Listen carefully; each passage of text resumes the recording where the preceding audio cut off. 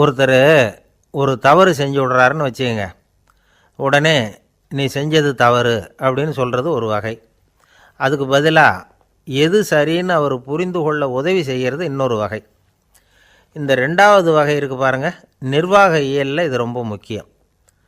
அலுவலகத்தில் வேலை பார்க்குற ஒருத்தர் முக்கியமாக தெரிஞ்சுக்க வேண்டியது என்ன தெரியுமா?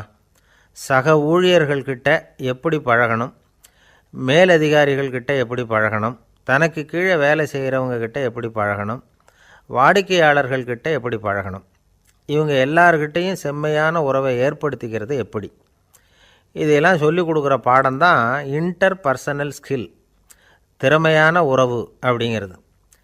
எந்த வேலையில் இருந்தாலும் சரி, இந்த உறவுகளை வளர்க்கும் திறன் உள்ளவங்க சீக்கிரம் முன்னுக்கு வந்துடுறாங்க. மற்றவங்கக்கிட்ட உறவை பலப்படுத்திக்கிறது எப்படி அப்படின்னு தெரிஞ்சுக்கிட்டோம்னா எந்த ஒரு தடையையும் சுலபமாக தாண்டி செய்கிற தொழிலில் முன்னுக்கு வந்துடலாம். ஹார்வர்டு பல்கலைக்கழகத்தில் ஒரு கணக்கெடுப்பு பண்ணி பார்த்தாங்களாம். பார்க்குற வேலையில் எது மாதிரி குணாதிசயம் உள்ளவங்க வேகமாக முன்னுக்கு வர்றாங்க அப்படின்னு தெரிஞ்சுக்கிறதுக்காக இந்த கணக்கெடுப்பு.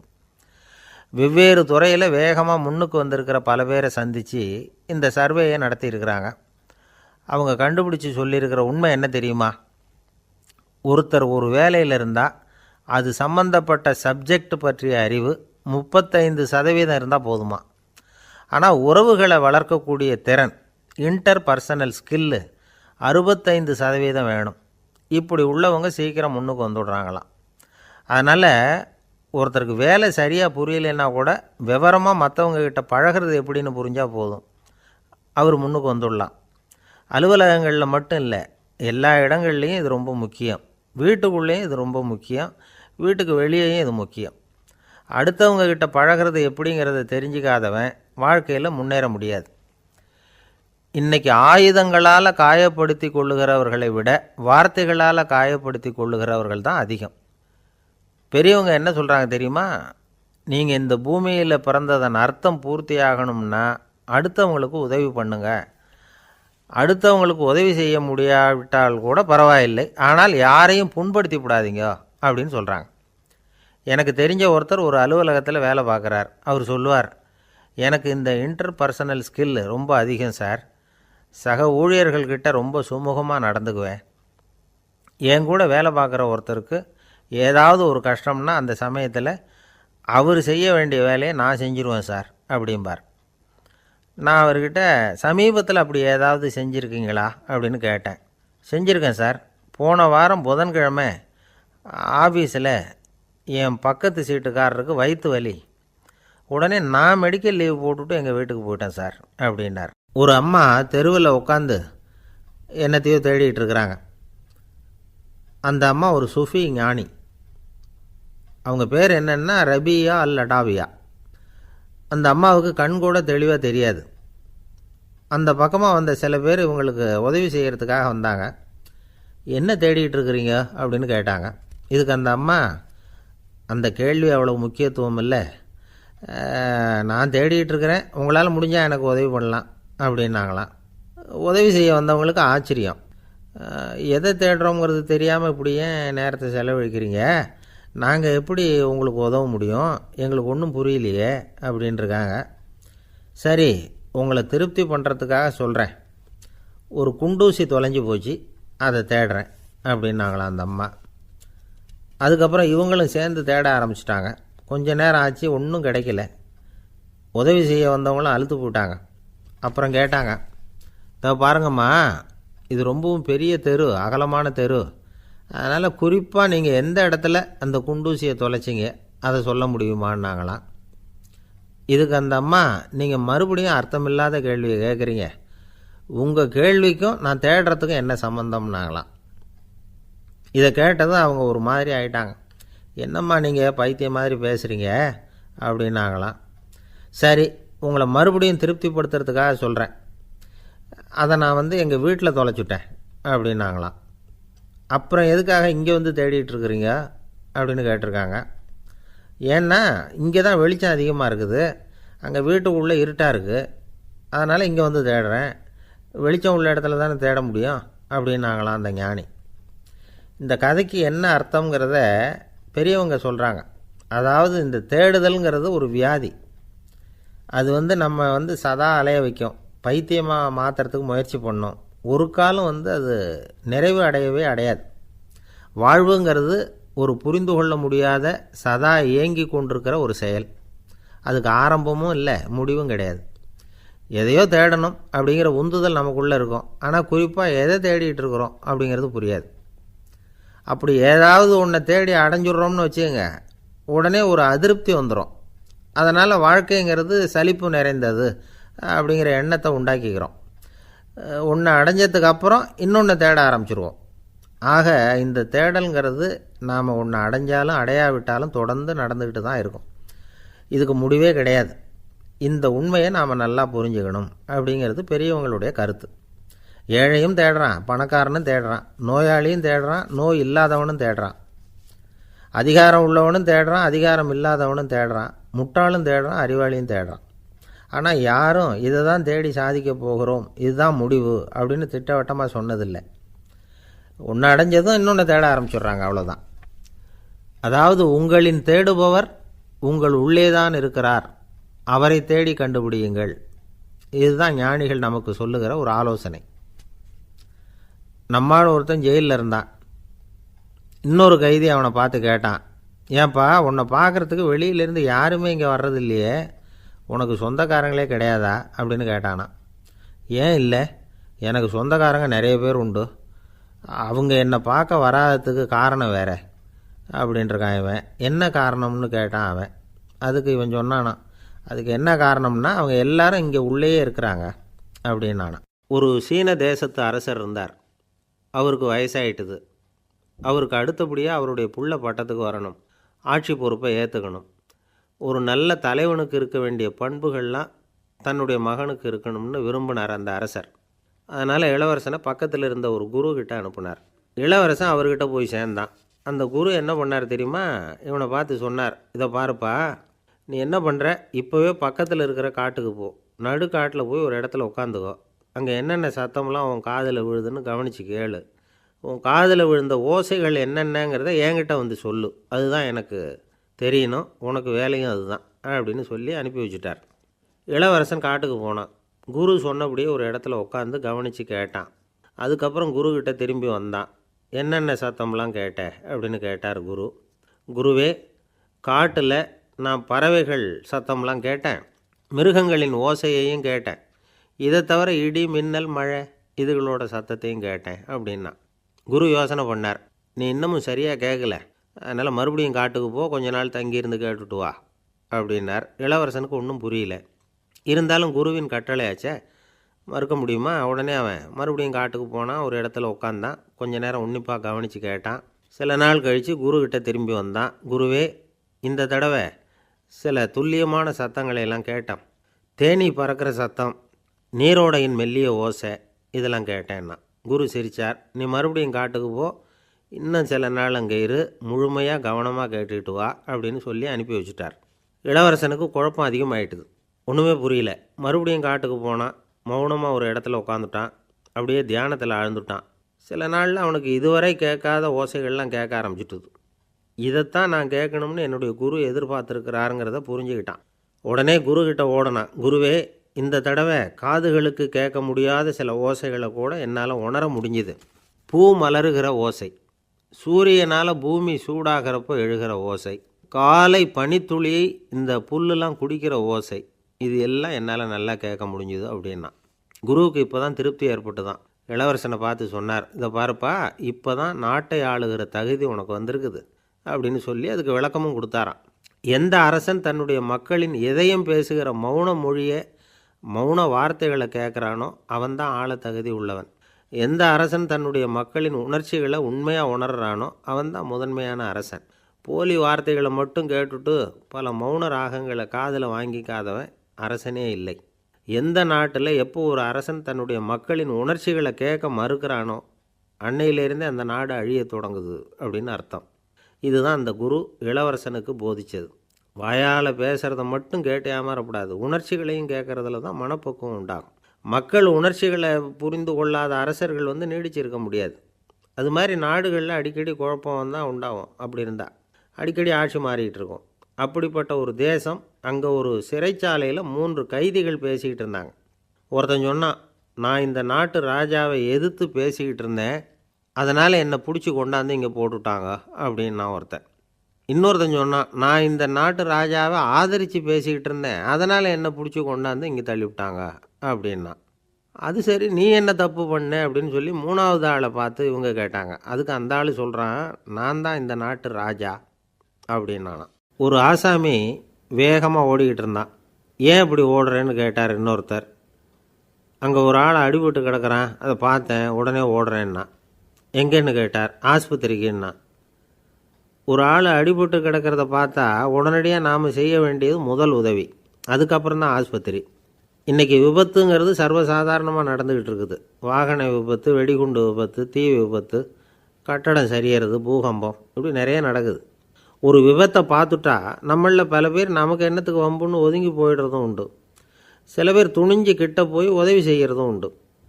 அப்படி உதவி செய்ய நினைக்கிறவங்களுக்கு உபயோகப்படுற தகவல் இது. விபத்தில் காயமடைஞ்சவங்களை 3 பிரிவாக பிரிக்கலாமா. முதல் வகை கொஞ்சம் சீரியஸானது, உயிருக்கு உடனே ஆபத்து தரக்கூடியது. மூளை காயம், முகம், கழுத்து காயங்கள், இருதயம், நுரையீரல் காயங்கள், வயத்தில் உள்ளுறுப்பு காயங்கள், அதிகப்படியான இரத்தப்போக்கு, இதனால எல்லாம் பாதிக்கப்பட்டிருந்தால் அது முதல் வகை அப்படின்னு நாமளே மனசுக்குள்ளே முடிவு பண்ணிக்கணும். இவங்களுக்கெல்லாம் உடனடியாக முதல் உதவி கொடுக்கணும். தாமதப்படுத்தாமல் ஆஸ்பத்திரிக்கு கொண்டுகிட்டு போயிடணும். இப்படி கொஞ்சம் எச்சரிக்கையாக நடந்துக்கிட்டால் அவங்களில் பல பேரை காப்பாற்றி போடலாம். 2வது வகை எப்படின்னா, முதல் உதவி விரைவாக கிடைச்சா உயிர் பிழைக்கக்கூடிய மார்பு காயங்கள், கைகால் எலும்பு முறிவு, இடுப்பு முதுகெலும்பு காயம், சீரான இரத்த சேதம், இப்படிப்பட்டவங்களை 2வது வகையாக பிரிக்கணும். ஆபத்து இல்லாத சிராய்ப்புகள், சிறு காயங்கள், இரத்த உறைவுகள், இதனால் பாதிக்கப்படுறவங்க 3வது வகை. ஒருத்தர் தலையில் அடிபட்டு நினைவு விழுந்துட்டார்னு வச்சுங்க, அவருக்கு வாந்தி வர்றதுனால புறையேறி மூச்சு அடைப்பு உண்டாகும். இப்படி ஆகாமல் இருக்கிறதுக்காக தலையை ஒரு பக்கமாக சாய்ச்சி வைக்கலாம். நாடி துடிப்பையும் இதய துடிப்பையும் தொட்டு பார்க்கணும். அது குறைஞ்சிருந்தாலும் சரி, நின்று இருந்தாலும் சரி, அவர் மார்பை நிமிஷத்துக்கு 80 தடவை உள்ளங்கையால் அழுத்தி இதய துடிப்பை மீட்கிறதுக்கு உதவி பண்ணணும். கழுத்தில் காயம்பட்டாலும் ஆபத்து அதிகம். கழுத்துக்கு அடியில் ஒரு துண்டை மடித்து வைக்கலாம். 2 பக்கமும் சின்ன தலையணை அல்லது துணி மடிப்புகளை வச்சு கழுத்தை அதிகமாக அசையாமல் பார்த்துக்கலாம். முதுகெலும்பு முறிஞ்சிருக்குமோ அப்படிங்கிற சந்தேகம் இருந்ததுன்னா அவரை அதிகமாக அசைய விடக்கூடாது. அதிகமாக அசைஞ்சால் தண்டு இடத்துல பாதிப்பு ஏற்பட்டு கை கால் விளங்காமல் போயிடும். அவரை ஒரு கனமான போர்வை இல்லைன்னா பாயில் படுக்க வச்சு 4 பேர் மெதுவாக தூக்கி மருத்துவ உதவிக்கு அனுப்பி வைக்கலாம். கையெலும்பு முறிஞ்சிருந்தால் முறிஞ்ச பாகத்தை உடம்போடு சேர்த்து அசையாமல் கட்டிப்புடலாம். கால் எலும்பு முறிஞ்சிருந்தால் மற்ற காலோடு சேர்த்து கட்டிப்புடலாம். முறிஞ்ச பாகம் தொங்காமல் பார்த்துக்கணும், அப்போ தான் வீக்கம் உண்டாகாமல் இருக்கும். வெட்டு காயம், குண்டடிப்பட்ட காயம், இதிலெல்லாம் இரத்தப்போக்கு அதிகமாக இருக்கும். ரத்தம் வெளியேற ஆபத்து அதிகம். சுத்தமான துணியை பல மடிப்புகளை மடித்து காயத்தின் மேலே வச்சு அழுத்தமாக ஒரு 10 நிமிஷம் பிடிச்சிக்கணும். ரத்தம் நின்ன உடனே காயத்துக்கு கட்டு போடலாம். சில சமயம் காயம்பட்ட பாகத்தை உயரமாக தூக்கி பிடிச்சிக்கிட்டா தான் ரத்த கசிவு நிற்கும். இந்த விவரங்களையெல்லாம் கொஞ்சம் மனசில் வாங்கி வச்சுக்கிட்டோம்னா சமயத்தில் உதவும். ஏன்னா இந்த காலத்தில் விபத்து எந்த ரூபத்தில் எப்போ வரும்னு யூகிக்கவே முடியல. நண்பர் ஒருத்தர் சொன்னார், நேற்றுக்கு பாருங்கள் சார், என் கண்ணு முன்னாடியே ஒரு சின்ன விபத்து நடந்ததுன்னார். என்னன்னு விசாரித்தோம். ஒரு பஸ்ஸில் வந்துக்கிட்டு இருந்தேன். அந்த பஸ்ஸில் பின்பக்கம் படி ஓரமாக நின்றுக்கிட்டு இருந்த ஒருத்தர் ரோட்டில் விழுந்துட்டார். டிரைவர் அதை கவனிக்கலை, நிறுத்தாமல் அவர் பாட்டுக்கு போகிறாருன்னார். கண்டக்டர் உடனே விசில் கொடுத்து பஸ்ஸை நிறுத்த வேண்டியது தானே அப்படின்னோம். அதுதான் சார் முடியாமல் போச்சுன்னார் அவர். ஏன்னு கேட்டாங்க. தவறி கீழே விழுந்ததே அந்த கண்டக்டர் தான் சார் அப்படிங்கிறார். ஒரு நண்பர், அவர்கிட்ட பேசிக்கிட்டு இருந்தேன். மனித உறவுகள் பற்றி அவர் சொல்லிகிட்டு இருந்தார். அமெரிக்காவில் தந்தை மகன் உறவு எப்படி இருக்குது அப்படிங்கிறத விளக்கிறதுக்கு அவர் ஒரு கதையை சொன்னார். ஒரு அப்பா பகல் பூராவும் அலுவலகத்தில் வேலை, ஓடி ஆடி உழைச்சிக்கிட்டு களைச்சி போய் ராத்திரி 10 மணிக்கு மேலே வீடு திரும்பினான். வீட்டு வாசலில் அவரோட மகன் காத்துக்கிட்டு இருக்கிறான். இன்னமும் தூங்கலை. அப்பாவை வாசல்லையே தடுத்து நிறுத்தி, அப்பா உனக்கு சம்பளம் எவ்வளவு அப்படின்னு கேட்குறான். ஏற்கனவே ஆஃபீஸு பிரச்சனைகளால் அலுத்து போய் திரும்புகிற அப்பாவுக்கு கோவம் வந்துடுது. என்னடா இப்படிலாம் கேளுன்னு உங்கள் அம்மா உனக்கு சொல்லி கொடுத்தாளா அப்படின்னு சொல்லிவிட்டு உள்ளே போய் சட்டையை கட்டி மாட்டிவிட்டு குளிச்சுவிட்டு மறுபடியும் வெளியில் உடையை மாற்றுகிற சமயம் அப்போ மறுபடியும் மகன் உள்ளே நிற்கிறான். அவர் முன்னாடியே. அப்பா உனக்கு எவ்வளவு சம்பளங்கிறான் மறுபடியும். அப்பாவுக்கு எரிச்சல் அதிகமாகிட்டுது. மணிக்கு $20 போதுமா அப்படின்னார். அப்படின்னா எனக்கு ஒரு $10 தர முடியுமான்னா மகன். இதுக்கு தான் என் சம்பளம் எவ்வளவுன்னு கேட்டியா? 2ஆம் வகுப்பு படிக்கிற உனக்கு எதுக்குடா $10 அப்படின்னு கத்திவிட்டு தொலைக்காட்சி பெட்டியின் முன்னாடி போய் உட்காந்துக்கிட்டு ஏதோ நிகழ்ச்சியை பார்க்க ஆரம்பிச்சிட்டார். கொஞ்ச நேரம் கழித்து மறுபடியும் மகன் வந்து நிற்கிறான். அப்பா ப்ளீஸ் எனக்கு ஒரு $10 கொடுக்க முடியுமா? மகனுடைய கண்களில் கண்ணீர். என்னடா அவன் கண்ணீரை காட்டி காரியம் சாதிக்கலாம்னு பார்க்குறியா? ஒரு காசு கூட கொடுக்க மாட்டான் போ அப்படின்னு விரட்டி விட்டான். மகன் கண்ணீரை தொடச்சிக்கிட்டே கண்ணை தொடச்சிக்கிட்டு பேசாமல் போய் படுத்துக்கிட்டானா. கொஞ்ச நேரம் ஆச்சு. அப்பாவோட கோபம் கொஞ்சம் கொஞ்சமாக குறைஞ்சிது. பிள்ளைகிட்ட கோபமாக கத்துனது தப்பு தாங்கிறது புரிஞ்சுது அவனுக்கு. எழுந்திரிச்சு போனான், படுக்கை இறக்கி போனான். மகனை பார்த்தான். அவன் தலையணையை கட்டி பிடிச்சிக்கிட்டு அழுதுகிட்டு இருக்கிறான். அவனை மெல்ல நெருங்கி அவங்ககிட்ட எதமாக பேசுகிறதுக்கு ஆரம்பித்தானான். எதுக்குடா உனக்கு $10 பள்ளிக்கூடத்தில் கேட்டாங்களா அப்படின்னு கேட்டானான். மகன் சொல்லியிருக்கான், இல்லை டாடி, உனக்கு 1 மணி நேரம் சம்பளம் $20ன்னு சொன்னேன். நீ ஏற்கனவே எனக்கு கொடுத்த பாக்கெட் மணி $10 என்கிட்ட இருக்குது. இப்போ நீ இன்னொரு $10 கொடுத்தீங்கன்னா அதையும் சேர்த்து $20 ஆகிடும். அந்த $20 நான் உனக்கு கொடுத்துருவேன். அப்படி கொடுத்தா நீ என் கூட 1 மணி நேரம் செலவழிப்ப இல்லையா? அதுக்காக தான் $10 கேட்டேன் அப்படின்னு சொன்னானான். அந்த அப்பா கண்ணு கலங்கி போச்சான். ஆதரவோடு தன்னுடைய மகனை கட்டி பிடிச்சி அழ ஆரம்பிச்சிட்டாராம். இதுதான் நண்பர் சொன்ன கதை. அமெரிக்கா மட்டும் இல்லை, உலகம் பூராவும் இன்றைக்கி மனித உறவுகள் இப்படி தான் மாறிக்கிட்டு இருக்கு. பெரியவர்கள் அறிவுரை என்ன தெரியுமா? உங்கள் குழந்தைகளிடமிருந்து குழந்தை பருவத்தை பிரித்து விடாதீர்கள் அப்படிங்கிறது தான். அதாவது இன்றைய குழந்தைகள் தங்கள் பிருந்தாவனத்தை இழந்து விடுகிறார்கள் அப்படிங்கிறது அவங்களுடைய கருத்து. இந்த நிலைக்கு நாம் காரணமாக இருந்துடக்கூடாது. குழந்தைகளோட விளையாடுவோம், குடும்பத்தோடு உறவாடுவோம் அப்படிங்கிறது தான் நம்முடைய நோக்கமாக இருக்கணும். இன்றைய உறவு முறைக்கு இன்னொரு உதாரணம் சொல்லுவாங்க. ஒருத்தர் வந்தாராம். அவர் பக்கத்தில் ஒரு சின்ன பையன்.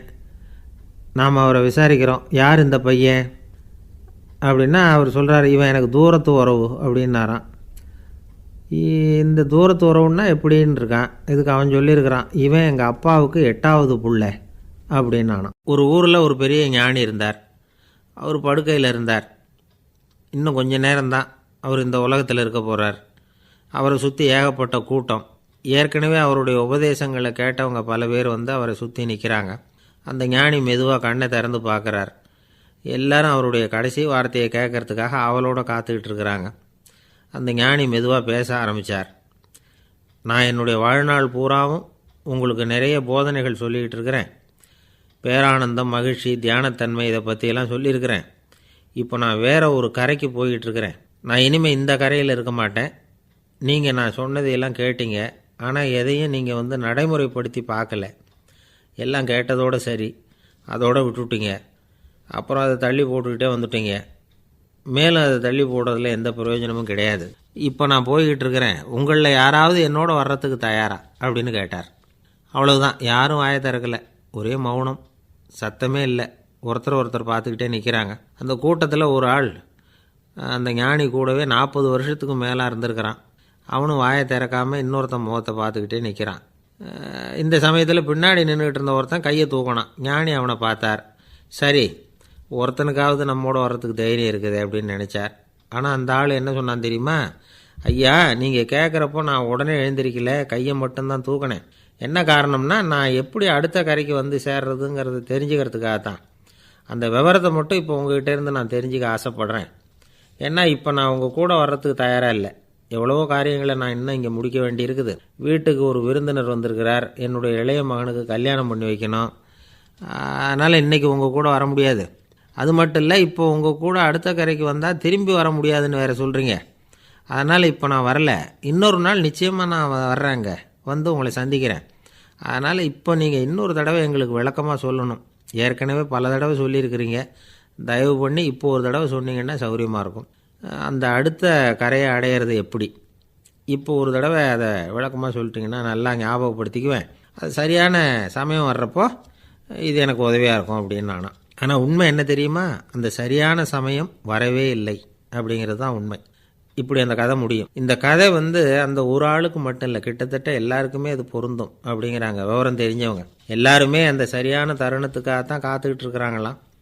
அதுக்காக ஜோசியம் பார்க்குறாங்க, கைரேகை பார்க்குறாங்க, நாளைக்கு என்ன நடக்குங்கிற ஆவலில் எல்லோரும் காத்துக்கிட்டு இருக்கிறாங்க. ஆனால் அந்த ஒரு நாள் ஒருபோதும் வரப்போகிறதில்ல. நீங்கள் தள்ளி போடுறதுக்காக பல அர்த்தமில்லாத காரணங்களை தேடுறீங்க அப்படிங்கிறார் ஒரு ஞானி. காத்திருக்கிறதுலேயே நம்ம காலம் ஓடி போயிடுது. ஏன்னா இன்றைக்கி நாம் சிந்திக்கிறது நாளைக்கு நாம் சிந்திக்கிறது இல்லை. ஒவ்வொரு நாளும் ஒவ்வொரு மாதிரி போயிடுது. நாளைக்கு மறுநாளை பற்றியே சிந்திக்கிறோம். இப்படியே அது பாட்டுக்கு போயிடும். கரையை தொட்டு பார்க்குறது எப்போ? இதுதான் கேள்வி. நமக்கு வேண்டியப்பட்ட ஒருத்தர் ஒரு ரயில்வே பிளாட்ஃபாரத்தில் நின்றுட்டு இருக்கிறார். அங்கே இருக்கிறவங்ககிட்ட கேட்குறாராம், விசாரிக்கிறார். ஏங்க கிழக்க போகிற ரயில் போயிட்டுதுங்களான்னாராம். போயிட்டுதுன்னு இருக்கிறாங்க. கொஞ்ச நேரம் கழித்து ஏங்க மேற்க போகிற ரயில் போயிட்டுதுங்களான்னு கேட்டிருக்காரு. போயிட்டுதுங்களான்ருக்காங்க. அப்புறம் கொஞ்சம் நேரம் கழித்து மறுபடியும் ஏங்க 10:30 மணி வண்டி போட்டுதான்னு கேட்டிருக்கார். தொடர்ந்து காலையிலேருந்து சாயந்தரம் வரைக்கும் இப்படி ஒரே இடத்துல நின்றுட்டு கேட்டுக்கிட்டே இருக்கிறார். இதை பார்த்துக்கிட்டு இருந்த ஒருத்தர் அவர்கிட்ட வந்து, ஏங்க நீங்கள் எங்கே போகணும் அப்படின்னு கேட்டாராம். இவர் மெதுவாக சொன்னாராம், இந்த ரயில்வே லைனை தாண்டி அந்த பக்கம் போகணும் அப்படின்னாராம். நம்பிக்கை இல்லைன்னா இந்த உலகத்தில் நாம் நடமாடவே முடியாது. அவநம்பிக்கையோடு இருந்துக்கிட்டு இருந்தால் என்றைக்கும் அவஸ்தை தான். நாம் நம்புறது நடக்குதோ இல்லையோ அது வேறு விஷயம். ஆனால் எதையும் நம்பி தான் நாம் அடி வைக்க வேண்டியிருக்கு. வேறு ஒன்றும் வேணாம். ஒரு லாட்ரி சீட்டு வாங்குகிறோம். அது எங்கே நமக்கு விழப்போகுது அப்படிங்கிற அவநம்பிக்கையோடவா வாங்குகிறோம்?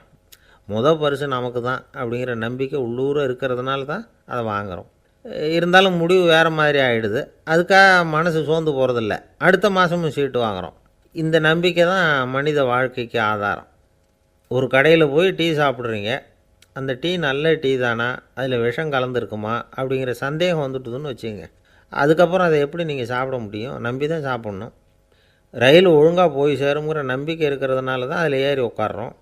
லெட்டர் ஒழுங்காக போய் சேருங்கிற நம்பிக்கை இருக்கிறதுனால தான் பெட்டியில் போடுறோம். சரி, நம்ம கதையெல்லாம் நம்மளோட இருக்கட்டும். மனித நம்பிக்கை எந்த அளவுக்கு உறுதியாகவும் அறிவுபூர்வமாகவும் இருக்கணுங்கிறதுக்கு அலெக்சாண்டர் வாழ்க்கையில் நடந்த ஒரு சம்பவத்தை உதாரணமாக சொல்லலாம். இந்த உலகத்தையே ஜெயிக்கணும்னு புறப்பட்டார் அலெக்சாண்டர். ஒரு கட்டத்தில் அவர் சிட்னஸ் நதி கரைக்கு வந்து சேர்ந்தார். அந்த சமயத்தில் அவருக்கு கடுமையான நோய் வந்துட்டுது. அவர் கூடவே வந்திருந்த கிரேக்க வைத்தியர்கள் என்னென்னமோ முயற்சியெல்லாம் பண்ணி பார்த்தாங்க. இருந்தாலும் அலெக்சாண்டருக்கு வந்திருக்கிறது என்ன நோய்ங்கிறத அவங்களால கண்டுபிடிக்க முடியல. ஏன்னா அந்த பகுதியில் உள்ளவங்களுக்கு மட்டுமே அதிகமாக வரக்கூடிய ஒரு வினோதமான நோயாக இருந்தது அது. ஆனால் அவர் இருக்கிற இடம் எதிரியோட இடம், பாரசீக மன்னனோட ஆளுகைக்கு உட்பட்ட இடம். என்ன பண்ணுறது அப்படின்னு எல்லாரும் யோசனை பண்ணாங்க. பாரசீக மன்னனோட அரண்மனையில் இருக்கிற வைத்தியர் வந்தால் இந்த நோயை குணப்படுத்தி விடுவார் அப்படின்னு சொன்னாங்க. இருந்தாலும் எதிரியோட நாட்டில் இருக்கிற வைத்தியரை கூப்பிட்டு எப்படி நம்பி வைத்தியம் பார்க்க சொல்கிறது அப்படின்னு சொல்லி எல்லோரும் தயங்கினாங்க. ஆனால் அலெக்சாண்டர் தயங்கலை. பரவாயில்ல, அழைச்சிட்டு வாங்கன்னு விட்டார். உடனே அவரை போய் அழைச்சிட்டு வந்துட்டாங்க. அவர் வந்தார். அலெக்சாண்டர் உடம்பை பரிசோதனை பண்ணி பார்த்தார்.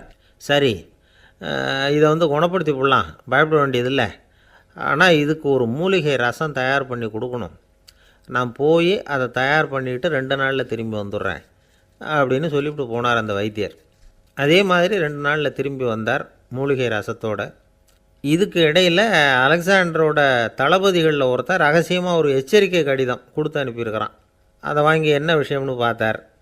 இப்போ உங்ககிட்ட வந்திருக்கிற எதிரி நாட்டு வைத்தியரை நம்பாதீங்க. அவன் கொண்டுகிட்டு வந்திருக்கிற மூலிகை ரசத்தில் விஷம் கலந்துருக்குது அப்படின்னு அதில் எழுதியிருக்கு. அதை பார்த்தார் அலெக்சாண்டர். இருந்தாலும் கொஞ்சம் கூட அலட்டிக்கலை.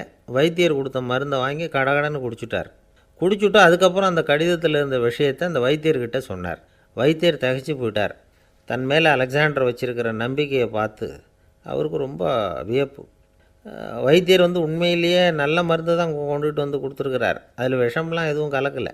அதுக்கப்புறம் அலெக்சாண்டர் அந்த வைத்தியரை பார்த்து சொன்னாராம், நம்பிக்கைங்கிற அச்சாணியை ஆதாரமாக வச்சுக்கிட்டு தான் இந்த உலகம் சுற்றிக்கிட்டு இருக்குது. எனக்கு எதிரியாக இருந்தாலும் பாரசீக மன்னர் ரொம்ப பெரியவர்.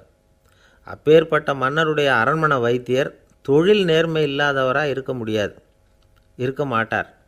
அப்படி இருந்தால் அவரை அரண்மனை வைத்தியராக வச்சிருக்கவே மாட்டாங்க அப்படின்னு நம்பினேன். என்னுடைய நம்பிக்கை வீண் போகலை அப்படின்னாராம். இதுதான் மானுட நம்பிக்கைங்கிறது. இந்த காலத்துலேயும் இது மாதிரி இந்த மானுட நம்பிக்கையை ரொம்பவும் சாமர்த்தியமாக கையாளுகிற கெட்டிக்காரங்க சில பேர் இருக்கிறாங்க. இந்த காலத்து குரு, அவருக்கு ஒரு சிஷ்யன். குரு முன்னாடி அந்த சிஷ்யன் ரொம்ப பணிவாக நின்று குருவே, உங்கள் கையால் விஷத்தை கொடுத்தாலும் அதை வாங்கி மடமடன்னு குடிச்சிருவேன் அப்படின்னா. உன்னுடைய குரு பக்தியை மெச்சினேன் அப்படின்னார் குரு.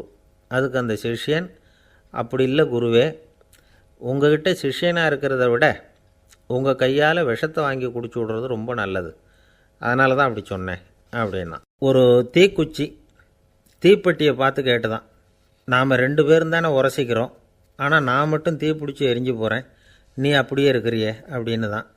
அதுக்கு தீப்பெட்டி சொல்லியிருக்குது, உனக்கு தலையில் கணம் இருக்குது அதனால் அழிஞ்சு போகிற அப்படின்னு தான். எப்படி இருக்கு பாருங்கள் இந்த பதில். தலையில் கணம் உள்ளவங்க யாருமே சரியாக இருக்க முடியாது. எவ்வளவு பெரியவங்களாக இருந்தாலும் சரி, ரொம்ப கஷ்டம்தான் அது. கர்வங்கிறது கூடவே கூடாது. இதை விளக்கிறதுக்கு மகான் ஒருத்தர் ஒரு சம்பவத்தை சொல்கிறார். அர்ஜுனன் தீர்த்த யாத்திரை பண்ணானா. அப்போது தென்னிந்தியாவுக்கு வந்திருக்கிறான். ராமேஸ்வரத்துக்கு போனப்போ அங்கே இலங்கைக்கு கல்லுலாம் அடுக்கி போடப்பட்டிருந்த பாலத்தை பார்த்தானா. ஒரு சின்ன குரங்கு அதுக்கு பக்கத்தில் விளையாடிக்கிட்டு இருந்திருக்கு. அதை பார்த்துட்டு அர்ஜுனன் சிரிச்சிருக்கான். ஏன் சிரிக்கிறேன்னு கேட்டிருக்கு அந்த குரங்கு. ராமன் மிகச்சிறந்த வில் வீரன், அப்படி இருக்கிறப்போ அவன் இலங்கைக்கு அம்புகளாலேயே ஒரு பாலம் கட்டியிருக்கலாம். அதை விட்டுட்டு போயும் உன்ன மாதிரி குரங்குகளை துணையாக வச்சுக்கிட்டு இப்படி ஒரு கருங்கல் பாலத்தை கட்டியிருக்கிறானே அப்படின்னானா. அம்புகளால் பாலம் கட்ட முடியுமா அப்படின்னு கேட்டு தான் குரங்கு. ஏன் முடியாது, என்னால் முடியுமேன்னு இருக்கான் அர்ஜுனன். அம்பால் பாலம் கட்டலாம், இருந்தாலும் என்ன மாதிரி குரங்குகள் ஏறி நடந்தால் அது தாங்குமா? அதனால தான் ராமர் கருங்கல் பாலமே கட்டினார் அப்படின்றது குரங்கு சொல்லிச்சான். அப்படியே சொல்கிற, நான் வேணும்னா இப்போ அம்புகளாலேயே ஒரு பாலத்தை கட்டுறேன், நீ அது மேலே ஏறி நடந்து பார். பாலம் விழுந்துட்டுதுன்னா நான் தீ மூட்டி அதில் குதித்து உயிர் தியாகம் பண்ணி விட்றேன் அப்படின்னு நான் ரொம்ப கோபமாக. உடனே அந்த சின்ன குரங்கு பெரிய உருவம் எடுத்துட்டு தான் கையில் கதையோடு அர்ஜுனன் முன்னாடி நிற்கிறான் அனுமன். பார்த்தா, என்னுடைய தலைவர் ராமரையா இழிவாக பேசுகிற, நீ இப்போ பாலம் கட்டு, நான் என்னுடைய பலத்தை காட்டுறேன் அப்படின்னா அனுமன். அர்ஜுனன் தன்னுடைய காண்டிபத்தை எடுக்கிறான், சரமாரியாக அம்புகளை விடுறான். அதெல்லாம் ஒன்றோட ஒன்று கோத்துக்கிட்டு அப்படியே பாலம் மாதிரி நிற்கிது. அர்ஜுனன் தலை நிமிர்ந்து நின்னான். அனுமன் உயர கிளம்பி அங்கேருந்து பாலத்தில் பொத்துன்னு இறங்கினான். பாலம் அப்படியே நொறுங்கி போச்சு தூள் தூளாக. என்ன அர்ஜுனா, இப்போ என்ன செய்ய போகிற அப்படின்னா ஏளனமா. அர்ஜுனன் தலையை தொங்க போட்டுக்கிட்டான்.